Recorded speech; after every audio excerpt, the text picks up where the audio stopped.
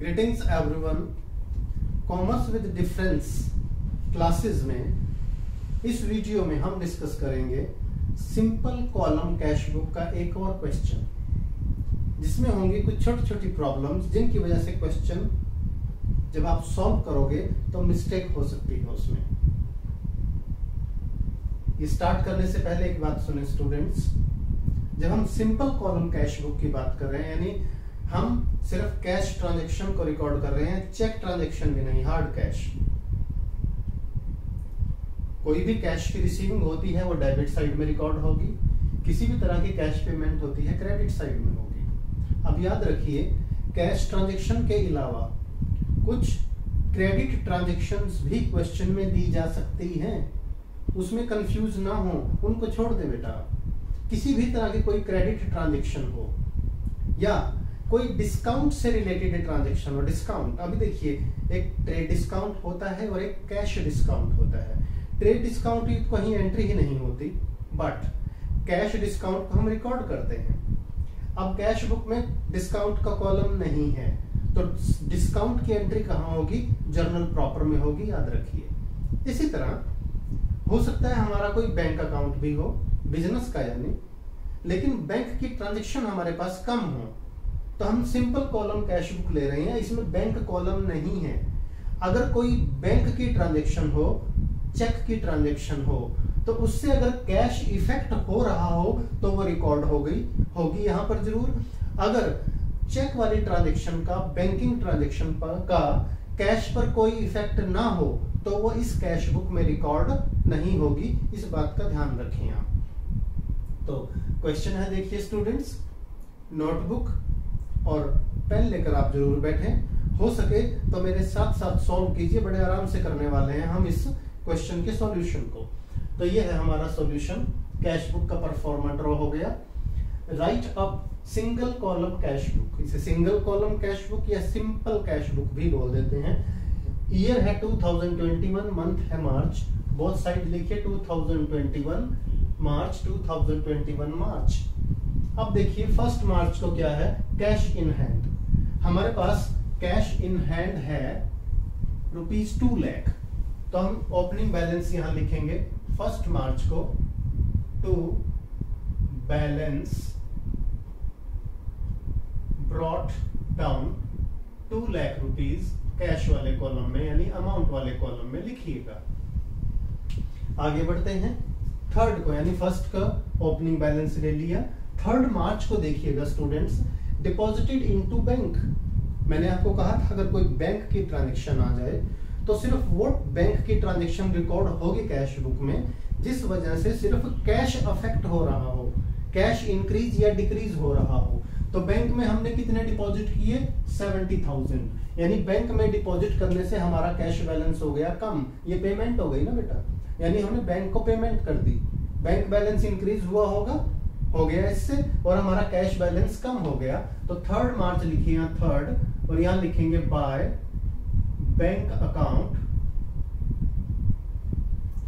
70,000 rupees. तो cash balance हमारा कम हो गया बैंक में डिपॉजिट कराने की वजह से। अब आप आइए 5th March, purchased goods from Rohit. Rohit से गुड्स परचेज किया है, ये नहीं बताया कि क्रेडिट है या कैश है, तो इसे क्रेडिट परचेज मानेंगे।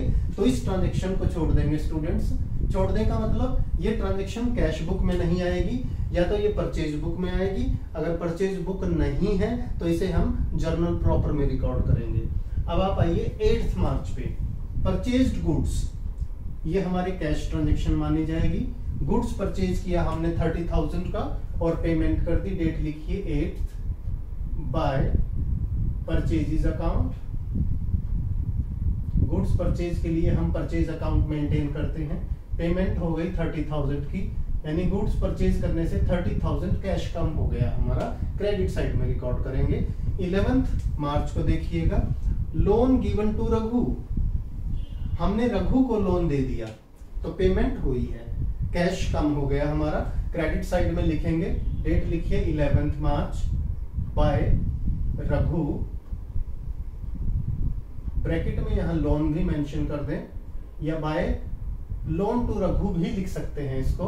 अमाउंट इज 20,000, यानी रघु को लोन देने की वजह से 20,000 का हमारा कैश कम हो गया स्टूडेंट्स।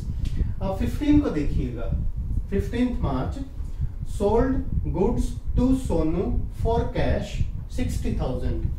सोनू को 60,000 का गुड्स हमने कैश में सेल किया, तो सोनू का नाम रिकॉर्डिंग में कहीं नहीं आएगा क्योंकि ये हमारी सेल ऑफ गुड्स हुई है। जर्नल एंट्री होती है cash account debit to sales account, यानी अगर इसको देखें तो अपने आप में ये कैश बुक कैश अकाउंट भी है। लेजर की पोस्टिंग भी आप देख सकते हैं स्टूडेंट्स। कैश सेल की एंट्री हुई cash account debit to sales account, देखिए तो कैश डेबिट हुआ है, यानी दोनों तरह से आप देख सकते हैं इसको। कैश इंक्रीज हो गया तो डेबिट में आएगा, और अगर पोस्टिंग भी करना चाहें तो कैश डेबिट हुआ है तो इसकी डेबिट में पोस्टिंग होगी। हमारी डेट है 15 March to sales account, sale of goods के लिए सेल अकाउंट मेंटेन करते हैं। अमाउंट हो गया 60,000 का, तो सोनू नाम कहीं नहीं आएगा। आगे बढ़ते हैं स्टूडेंट्स, आगे देखिए 18 मार्च को issued a cheque to Rohit. Rohit को हमने एक चेक इशू किया स्टूडेंट्स, ध्यान से देखें इसको। रोहित को हमने एक चेक इशू किया, तो कहां कहां इफेक्ट पड़ा? रोहित को पैसे दिए, चेक से दिए, तो बैंक कॉलम अफेक्ट हुआ, बैंक अकाउंट अफेक्ट हुआ, और बैंक कॉलम यहां है नहीं। यानी इसकी अगर एंट्री कहीं भी आपको कंफ्यूजन हो स्टूडेंट्स तो एंट्री लिख के देख लो। हमारी एंट्री हुई है Rohit debit to bank account, यानी बैंक बैलेंस कम हुआ और रोहित को हमने पेमेंट कर दी, तो इस ट्रांजैक्शन की वजह से हमारी कैश बुक अफेक्ट नहीं हो रही है। तो इस ट्रांजैक्शन को कहां करेंगे हम? जर्नल प्रॉपर में लिखेंगे Rohit debit to bank account, 40,000 का चेक दे दिया, तो ये जर्नल एंट्री होगी जर्नल प्रॉपर में, यानी इसकी रिकॉर्डिंग हमारी कैश बुक में नहीं होगी। दोबारा देख लें स्टूडेंट्स, एक ट्रांजैक्शन थी 5 मार्च को क्रेडिट परचेज, उसकी रिकॉर्डिंग नहीं हुई कैश बुक में। दूसरी है 18 मार्च को जब हमने रोहित को चेक दिया, इससे कैश बुक प्रभावित नहीं हुई, इसे भी हम कैश बुक में नहीं लिखेंगे। अब 21 की ट्रांजैक्शन देखिए स्टूडेंट्स, बहुत अच्छी ट्रांजैक्शन है। पेड टू सचिन, सचिन को हमने पे किए 10,000 रुपीज, डिस्काउंट रिसीव्ड 500। ध्यान से देखें बेटा, दो वैल्यूज हैं इसमें। तो सचिन को जो हमने पेमेंट की है, पेमेंट है तो क्रेडिट साइड में आएगी, देखिए 21 बाय सचिन। सचिन को हमने पेमेंट की 10,000 की, और पेमेंट करने के बाद हमें मिला, पेमेंट करने के साथ साथ डिस्काउंट रिसीव हुआ 500 का। अब ये डिस्काउंट कैश बुक में नहीं आएगा क्योंकि हम यहाँ डिस्काउंट का कॉलम लेकर नहीं चल रहे। तो क्या 500 की रिकॉर्डिंग नहीं होगी? बिल्कुल रिकॉर्डिंग होगी। कहाँ रिकॉर्डिंग होगी? जर्नल प्रॉपर में। अब डिस्काउंट रिसीव्ड आप समझते हैं, डिस्काउंट रिसीव्ड क्या है? Nominal account, credit all income and gains, तो डिस्काउंट क्रेडिट हो जाएगा और सचिन डेबिट होगा, यानी जर्नल प्रॉपर में सिर्फ डिस्काउंट की एंट्री हो जाएगी बेटा, Sachin debit 500 to discount received account, to discount received account 500। ये सिर्फ आपकी नॉलेज बढ़ाने के लिए बता रहा हूं मैं आपको, यानी डिस्काउंट का जो अमाउंट है 500 ये भी कैश बुक में रिकॉर्ड नहीं होगा, इसकी हम जर्नल प्रॉपर में रिकॉर्डिंग करेंगे। क्वेश्चन में अगर कहा गया हो कि जर्नल प्रॉपर भी मेंटेन करो तब ये एंट्रीज आपको करनी पड़ेंगी, कई बार क्वेश्चन में ऐसा कहा जाता है। आगे बढ़ते हैं स्टूडेंट्स, नेक्स्ट डेट है 23 मार्च, रिसीव्ड फ्रॉम सुनील। सुनील से हमें मिले 35,000 रुपीज, इस ट्रांजेक्शन को भी ध्यान से देखें। सुनील से मिले 35,000 रुपीज, डिस्काउंट अलाउड 1,000, यानी सुनील से हमने लेने होंगे 36, 1,000 का हमने डिस्काउंट दे दिया उसको, डिस्काउंट अलाउड, ये लॉस हुआ, और हमें मिले 35,000। तो जो हमें सुनील से मिला 35,000 ये तो रिकॉर्ड होगा डेबिट में क्योंकि पैसा आ रहा है, डेबिट में लिखेंगे to Sunil amount 35,000, debit side में आ गया। अब जो डिस्काउंट है, डिस्काउंट की एंट्री होगी कहां? जर्नल प्रॉपर में। एंट्री क्या होगी देखिए, डिस्काउंट अलाउड अकाउंट डेबिट, आप भी ये एंट्री नोट करें बेटा। डिस्काउंट अलाउड हमारा लॉस है, नॉमिनल अकाउंट है, टू सुनील, अमाउंट इज 1000। इस तरह से ये एंट्री होगी जर्नल प्रॉपर में। अब आगे बढ़ते हैं स्टूडेंट्स, अगला है हमारा 26 को विथड्रू फ्रॉम बैंक। हमने बैंक से पैसे निकाले, कितने? सीधा अमाउंट है 5000 रुपीज। बैंक से पैसा निकाला तो जनरल एंट्री पास करके देखो, cash account debit to bank account. ये तो जनरल एंट्री हुई, देखिए, यानी हमारा कैश बैलेंस इंक्रीज हो रहा है बैंक से पैसे निकालने की वजह से।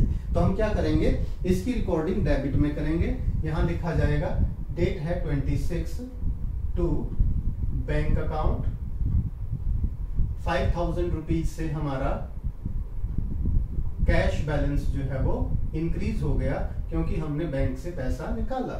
अब 28 मार्च को देखिएगा स्टूडेंट्स, परचेज्ड पोस्टल स्टैंप्स, यानी ये पोस्टेज एक्सपेंसेस हो गए। आप इसको कई बार मिसलेनियस एक्सपेंसेस भी लिख सकते हैं, यानी हमने पेमेंट की है तो क्रेडिट साइड में लिखिए by postage account, amount is 1000 rupees. तो स्टूडेंट्स इसमें कई क्रेडिट ट्रांजेक्शन भी आई हैं, डिस्काउंट का अमाउंट भी आया है, बैंक ट्रांजेक्शंस भी हैं, उन सभी का इफेक्ट हमने दिखा दिया। अब कैश बुक को क्लोज कैसे करना है, बार बार देखिएगा, समझिएगा। सबसे पहले अंडरलाइन करें, पैरेलल लाइंस में होना चाहिए, दोनों तरफ देखिए, ध्यान रहे इस बात का। तो सबसे पहले डेबिट का टोटल अगर आप करें तो डेबिट का टोटल हो गया 3 लाख रुपीज, यानी टोटल रिसीट्स हो गई। ड्यूरिंग द मंथ हमारे पास जो टोटल कैश हुआ वो 3 लाख रुपीज हुआ, और पेमेंट देख लें कितनी हुई, पेमेंट हुई है हमारी 1,31,000 ये पेमेंट। तो हमारे पास बैलेंस कितना बचा स्टूडेंट्स, बैलेंस टोटल 3 लाख रुपए हुए हमारे हाथ में cash in hand during the month, इसमें से पेमेंट हो गई 131 की। तो at the end of month यानी 31 मार्च को हमारे पास क्लोजिंग कैश बैलेंस कितना बचा स्टूडेंट्स, 1,69,000। तो यहां लिखेंगे डेट, ध्यान से 31 मार्च, बाय बैलेंस कैरीड डाउन। जब क्लोज करते हैं तो C for close, C for carry, carried down 169। अब पैरेलल कॉलम में दोनों तरफ का टोटल इक्वल हो गया, देखिए स्टूडेंट्स ध्यान से, दोनों तरफ का। और ये टोटल ऊपर नीचे नहीं होना चाहिए, सेम पैरेलल लाइन में होना चाहिए बेटा। 3 लाख और टोटल करने के बाद आप 2 बार लाइन लगाएं, इससे माना जाता है कि अकाउंट क्लोज हो गया इस मंथ का हमारा। अब नेक्स्ट मंथ शुरू हो गया अप्रैल 1 को, मार्च 31 को जो क्लोजिंग बैलेंस है 1 अप्रैल को ये क्या बन जाएगा, ओपनिंग बैलेंस बन जाएगा। इसे लिखेंगे टू बैलेंस ब्रॉट डाउन 1,69,000। और एग्जाम में भी आपको ये शो करना है, पहले कैश बुक क्लोज करेंगे और फिर नेक्स्ट मंथ का ओपन करके दिखाओगे। लास्ट मंथ का जो क्लोज है वो नेक्स्ट मंथ का ओपनिंग कैश इन हैंड बन जाएगा।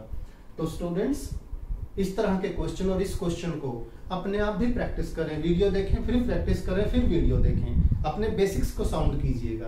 ये अकाउंट्स के बेसिक्स ही हैं जो आपके हमेशा काम आएंगे जब भी आप अकाउंटिंग का कुछ ना कुछ डिस्कस करोगे या स्टडी करोगे या हायर स्टडीज के लिए जाओगे।